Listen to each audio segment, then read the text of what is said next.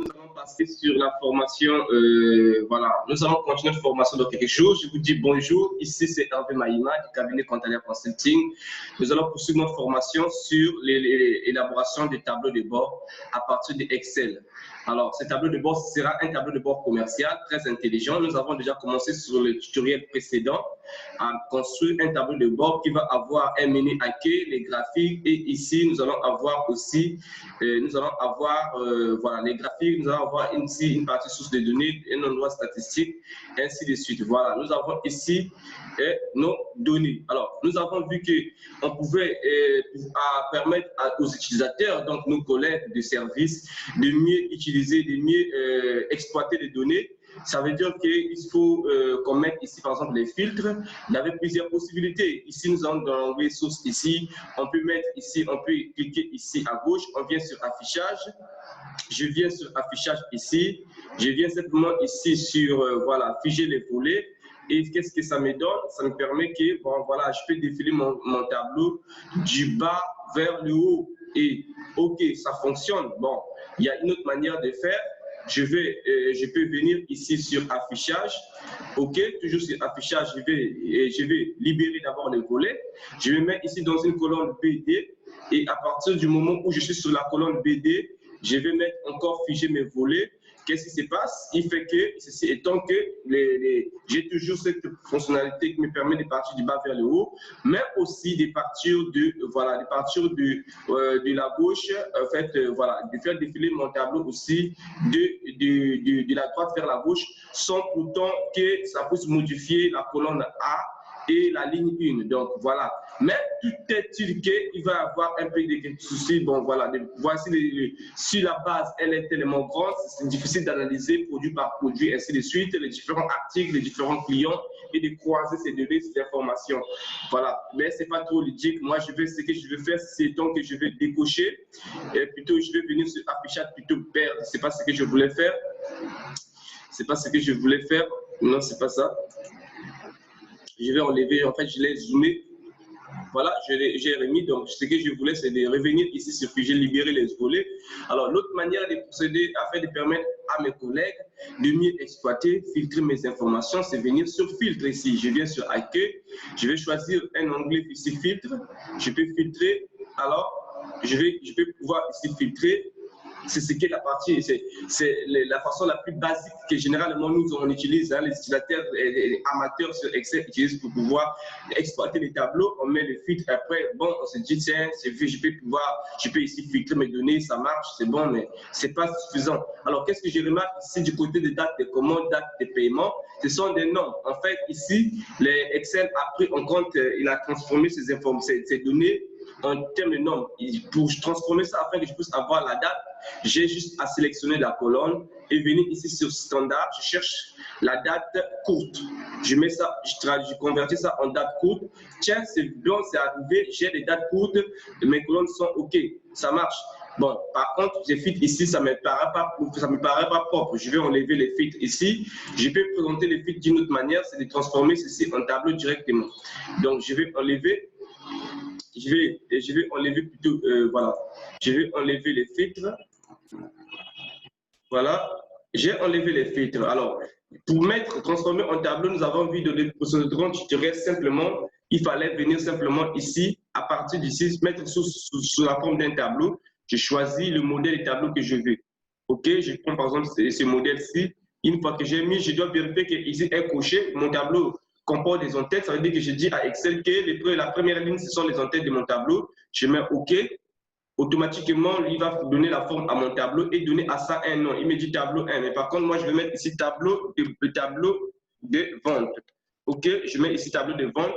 Je valide entrer. Voilà, mon tableau a un nom, tableau de vente. Je peux venir ici, je peux récupérer, je peux voir ça. Donc, mon tableau j'ai transformé ici en tableau. Ça marche? Quand même, c'est un peu intéressant, mais ce n'est pas fini. Ce que je veux, c'est que je puisse mettre des segments pour mieux filtrer mes données. Alors, comment je peux faire pour mes segments? Je viens ici sur données, ou même depuis tableau, ici, vous avez vu que je peux venir ici, je vais insérer les segments, où je vais sur données, je dis que je vais avoir, par exemple, les numéros des clients, je peux avoir la date de paiement, je peux avoir je peux avoir les différents articles, je peux avoir, par exemple, les pays. Je clique, les points où je veux créer des segments, ainsi de suite. Je vais mettre OK et ça va me faire apparaître ici les segments dans un instant. J'espère que, voilà, les segments sont là. Quelle est l'importance des segments? Ça me permet de filtrer mon tableau, de pouvoir filtrer. Supposons que je dise, je vais avoir, par exemple, les articles sur le pays Brésil. Bon, voilà, par contre, et le pays Brésil, moi, j'ai les articles qui sont par rapport, si je filtre par pays, il me donne déjà automatiquement ici les articles qui sont sur ça et les numéros des clients, les dates par rapport des paiements par rapport à ces articles. Si je filtre par là, j'ai filtré par pays. Voilà, si je viens par ceci, voilà, Chelsea, je pense que c'est Chelsea, et j'ai les articles vendus, hein, les articles commandés, tout ça là, tous les articles commandés apparaissent automatiquement ici. Et ça sera plus ludique lorsque nous allons déplacer ces tableaux. Et automatiquement, quand je filtre ici, il filtre aussi mon tableau de façon automatique. Donc, moi, si je vais filtrer, par exemple, je vais enlever, je vais décocher ici la partie filtre, je vais venir sur article. Quand je filtre sur article, maintenant ici, il me cherche, il me trouve que cet article se trouve dans tous les différents pays et les numéros de cet article se présentent ici. Ici, j'ai les dates. Voilà. Mais c'est pas encore là. Bon, je me dis, bon, OK, c'est bon. J'ai pu mettre en place voilà, les filtres. Est-ce que c'est tout? Je viens d'abord sur données, je vais voir. Non, je clique d'abord sur, voilà. Je vais cliquer sur les segments. Ah, ça plante un peu, je passe sur quelques minutes. OK, ça marche. C'est arrivé. Je suis sur. Je vais cliquer OK. Je vais sur option segment. Non. Voilà, je vais ici sur accueil, insertion. Voilà, je viens sur insertion. OK, je suis sur insertion ici. Je vérifie que bon, voilà, sur insertion, quand je mets ici segment, il me sort les segments. Ça marche. Super. Mais par contre, si je viens sur chronologie, automatiquement, je vais voir ce qui va apparaître. Voilà, problème existence. Il se pose qu'il y a problème. Qu'est-ce qui se passe? C'est que je ne peux pas utiliser l'onglet chronologie parce qu'il me dit que ça doit être connecté sur une source extérieure. Étant donné que ici, j'ai travaillé sur une source qui est forme de liste directement sur Excel, ça ne peut pas fonctionner d'utiliser cette fonctionnalité. Moi, ce que je veux faire, c'est que je puisse avoir une autre source de données. Alors, vous pouvez faire, c'est simple. Je ferme. OK, je vais enlever. Je vais enlever d'abord mes segments. Je supprime mes segments juste en cliquant sur ça et voilà. Je vais mettre, voilà, je supprime mes segments. Je clique sur ces segments. Je vais faire appel à une fonctionnalité avancée de Excel qui va me permettre de faire le filtre, pas celui-ci, OK, mais sur une autre, voilà, d'autres segments. Ce que je vais faire étant, c'est que je vais d'abord déplacer. Je vais d'abord déplacer, copier, en fait, déplacer ou copier. Voilà, copier, voilà. Cette source de données, je vais, par exemple, mettre ça un modèle. Pourquoi? Parce que je ne veux pas que ça soit, je veux pas que ça puisse modifier le premier, en fait, je mets ici modèle parce que je vais mettre ici modèle, ça marche. Maintenant, ici, ce que je veux, c'est que je vais faire appel à une fonction ici sur Excel qu'on appelle Power Pivot. Alors, si vous n'avez pas Power Pivot sur vous, cette fonctionnalité ne se présente pas sur votre tableur. Il suffit que vous venez ici sur Fichier pour pouvoir l'activer. Vous venez sur Fichier, vous cliquez sur Options. Vous cliquez sur Options. Pendant que ça vient, ça charge. Je pense que vous êtes. Je vais sur Options avancées de Excel, je crois. Si je ne me trompe pas, si je ne dis pas des conneries.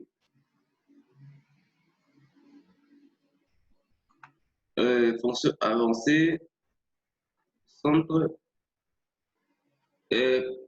Excusez-moi, centre de confidentialité. Non, pas fonction avancée, plutôt, excusez-moi, je vous en prie. C'est complément. Je suis sûr que c'est complément, c'est bon.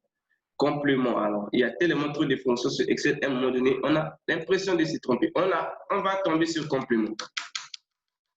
Si vous êtes sur Excel 2016, cette fonctionnalité, ce module se trouve sur votre Excel.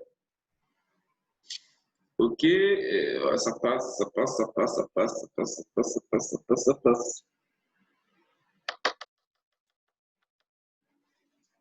Ça tourne.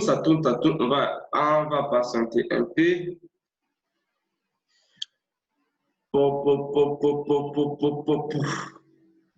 Voilà. On va patienter des temps. Tant qu'il est en train de charger, ça va marcher dans quelques instants parce que je suis parti de options avancées. Après, il y a tellement trop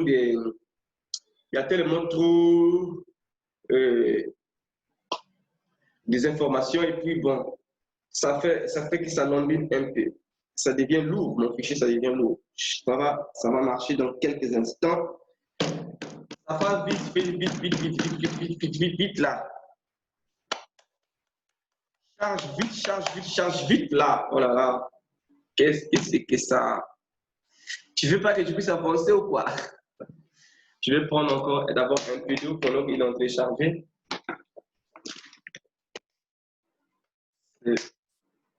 Il me fait gratter mon petit mes quelques minutes. C'est pas possible. Il a écrit chez moi ici qu'il ne répond pas, mais je vais patienter. Je pense qu'il est arrivé. Hein? Ok, là, je pense que je suis arrivé sur fonction complément. Ok, vous allez arriver ici sur cette page. Vous voyez ici complément. En bas, ici, on a mis gérer, complément. J'ai choisi. Alors, ici, j'ai dit complément comme. J'ai choisi complément comme. J'ai dit, je mets atteindre. Alors, quand je mets complément atteindre, automatiquement, ça va me faire ressortir ici. Et ça va me faire ressortir ici, vous allez voir ici, la partie Power View sera décochée, Power Pivot sera décoché. Ce que vous avez à faire, c'est venir simplement cocher Power Pivot.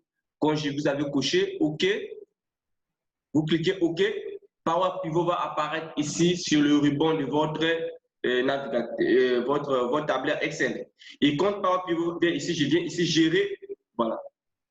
Je viens sur gérer. Non, non, plutôt pas ça. Je vais venir sur... attendez. Je vais venir plutôt sur ajouter au modèle des données tables. C'est ça que je vais faire, pas gérer. Autant pour moi, excusez-moi. Je vais venir sur ajouter au modèle des données tables, ce qui est ici. Je vais encore parce que c'est très poussé. Ça fait du requêtage et ça... Vous allez voir ici, cette fonctionnalité que je vous présente, ici, ça vous montre comment vous pouvez mieux exploiter vos données sur Excel parce que ici, cette fonctionnalité Power Pivot vous donnera une large mesure d'utilisation du genre où il va intégrer vraiment énormément il a énormément plus de puissance, plus de fonctionnalités et ça n'a pas de limites en fait. Les limites il est plus développé que les tableurs simples. Après, vous pouvez utiliser cette source, vous pouvez prendre ces données qui se trouvent ici, l'envoyer sur cette source de données et Power Pivot et faire des modifications, développer votre tableau de bord et sans pourtant qu'ici, dans les tableurs, ici, qu'il puisse avoir un changement. Et chaque fois que vous allez ajouter les données sur les tableurs ici, il suffit juste d'actualiser ces données. Ça va être pris en compte de façon automatique sur Power Pivot et faire encore la modélisation. C'est super cool. C'est super cool parce qu'il va vous permettre simplement de créer des tableaux de bord vraiment de façon professionnelle. Bon, ça devait m'amener ici, mais moi, je ne vais pas venir là. Je vais fermer ça. Ici, on verra ça prochainement sur d'autres tutoriels. Comment, voilà, comment exploiter ça ici. Mais je vais pas, je ferme d'abord. Je vais ici ajouter. Voilà, je vais dire ajouter les données sur. Alors, on va patienter.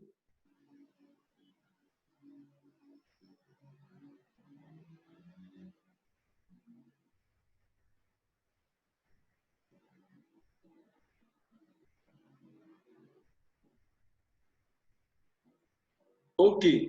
Là, vous avez vu que mon tableau ici a été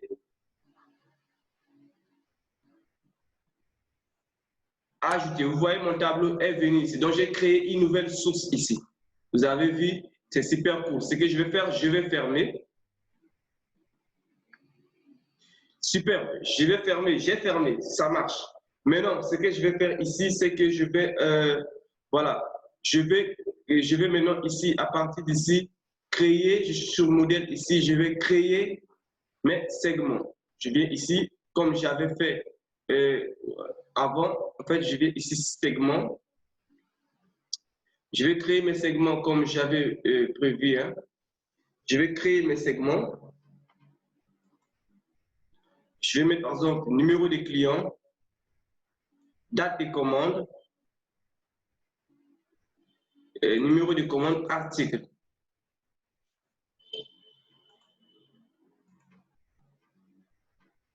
Voilà, je vais prendre par exemple aussi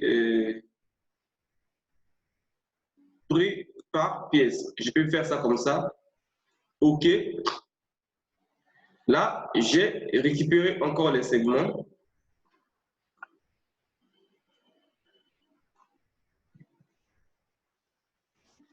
J'ai récupéré les segments, mais ce qui est étant est que je veux que ces segments puissent être sur une base de données un peu différente. Ça veut dire que lorsque je vais filtrer, je vais récupérer ces segments, ça puisse être sur une base de données différente. Voilà. Alors, une autre manière, ici, je vais mettre encore d'autres façons de segments. Alors, ici, et je suis sur les segments, excusez-moi.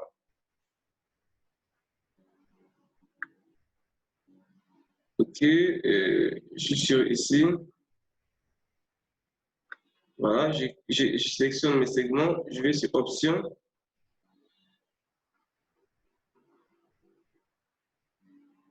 OK. Je vais amener ça sur une autre page de données un peu différente. Le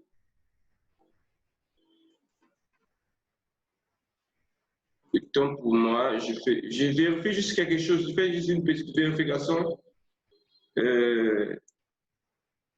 sur quelques minutes. Je vais faire une petite vérification de quelques instants. Ça va pas prendre du temps. Insérer et chronologie. OK. Quand je viens ici, par exemple, chronologie, je viens sur chronologie, je peux prendre ici connexion de ces classeurs. OK. Modèle, je viens sur modèle des données. Voilà. Comme maintenant, ici, je viens sur modèle de données, voilà, j'ai trouvé une table. Chronologie, je viens sur modèle de données, j'ai trouvé une table. Je mets ouvrir.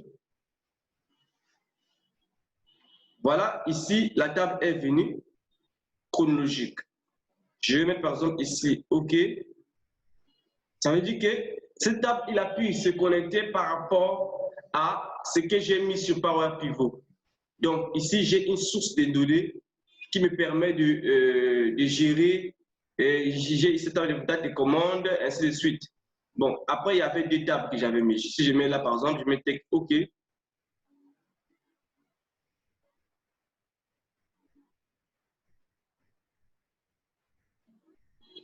Voilà, voilà. Alors, il me fait sortir ici, j'ai ici la date de paiement et date de commande. Bon, je peux garder les deux. Donc, ici, je vais, de façon chronologique, hein, je vais enlever ça. Voilà. Ici, je peux garder les deux comme ça. Vous voyez, est-ce que, je sais pas si vous avez compris. Je vais revenir pour que je sois rassuré que vous avez compris ce que j'ai fait. D'abord, la première fois, la première procédure, c'est que j'avais utilisé, je n'avais pas utilisé Power Pivot. Quand je venais sur chronologie ici, ça ne marchait pas, ça ne pouvait pas marcher parce que je n'avais pas une connexion extérieure d'une autre source de données. Maintenant que je suis allé sur Power Pivot tel que je vous ai montré la procédure, quand je viens sur chronologie ici pour me faire ressortir les dates de cette façon ici. Si vous avez vu certains tableaux de bord, quelquefois, il vous présente les dates ici. Par exemple, je vois ici, j'ai 2011, en juillet, août, septembre. Voilà, quand je vais filtrer par cette date aussi va me filtrer les données. Donc, pour que je puisse avoir ça, il faut aller sur chronologie. Donc, ici, je suis sur 2012. Je suis sur 2011, date de commande, ici, date de paiement, mois d'août, ainsi de suite. Alors, quand je clique sur chronologie, automatiquement, il va me ressortir ces tables. J'espère que vous avez vu. Maintenant que j'ai ça, je vais le mettre sur un tableau de bord ici. Je vais l'amener ici. Alors, pour l'amener ici, qu'est-ce que je vais faire? D'abord, je vais dupliquer. En fait, je vais dupliquer. Ce que je vais faire, c'est que je vais, voilà, je vais encore ici, je vais mettre voilà, la partie graphique ici. Je vais copier ça aussi, au possible. Je copie, hein, je copie ça. Voilà, ici, je peux appeler ça, par exemple, tableau de bord. Non, pas tableau de bord, ça va être, bon, voilà, ouais, ça peut être modèle 2, hein, modèle 2, voilà. Bon, ça ne va pas être tableau de bord. Pour le moment, ça va être, voilà, tableau filtre, par exemple. OK. Quand je suis ici sur le tableau filtre, je vais faire quoi? Je vais ici maintenant mettre en place les tableaux croisés dynamiques. Je vais récupérer d'abord ici mes modèles. Je copie ça, plutôt, voilà. Je vais récupérer ceci dans mes modèles ici. Je vais récupérer ça. Je copie, je copie, je copie, je copie. OK. Je vais copier.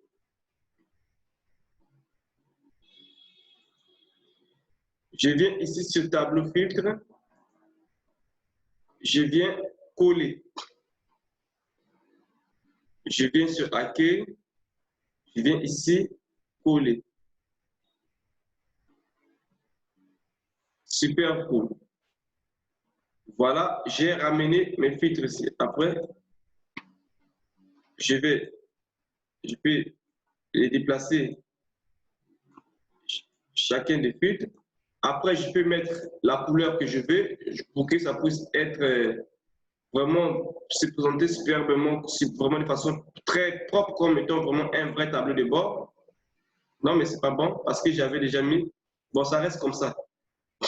Ce que je vais faire ici, c'est de changer, d'aligner en fait,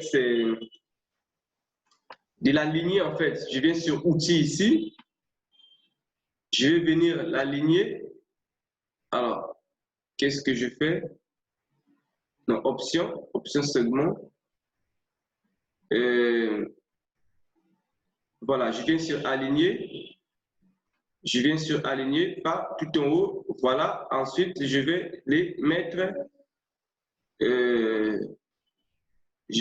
alignés au milieu afin de l'organiser correctement. Non, pas ça, pas ça. Je ne sais pas ce que je vais faire. Aligner au milieu, distribuer horizontalement. OK.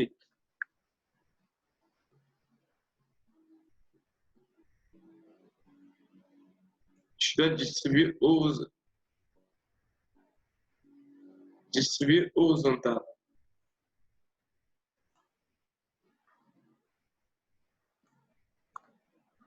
Et qu'est-ce qui s'est passé? Je vais évacuer. Bon, je reviens. OK. Je mets distribuer horizontal. Super. Là, je l'ai distribué en fait pour qu'il ne puisse pas avoir des écarts et autres. Une fois que j'ai fait, maintenant je peux changer. Je clique à côté. Hein. Je clique sur n'importe quel segment. Je peux donner la couleur à chacun des segments. Chaque segment, je donnerai une couleur un peu distincte. Chaque segment, je clique ici, je choisis la couleur que je veux donner à ces segments. Voilà, je peux donner celui-ci cette couleur, cette coloration. Et ici, par contre, je peux donner aussi, faire la même chose. Je vais descendre ça ici. Je peux faire ceci.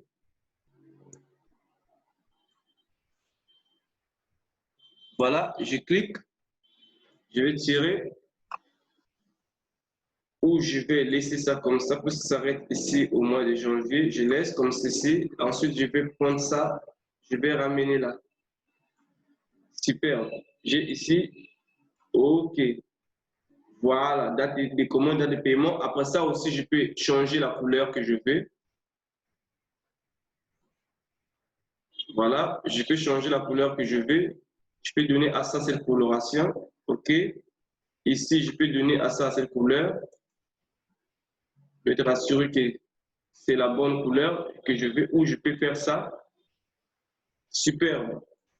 J'espère que vous voyez que mon tableau, mon outil, il est en train de prendre forme. OK. À présent, ce qu'on va faire, alors ici, ce qu'on va faire maintenant, c'est que je vais créer un tableau croisé dynamique qui va être lié à ça, mais ça, on va le faire au prochain tutoriel. On se dit à très bientôt. N'hésitez pas à vous abonner sur la chaîne et je vous reviens à très bientôt. Merci.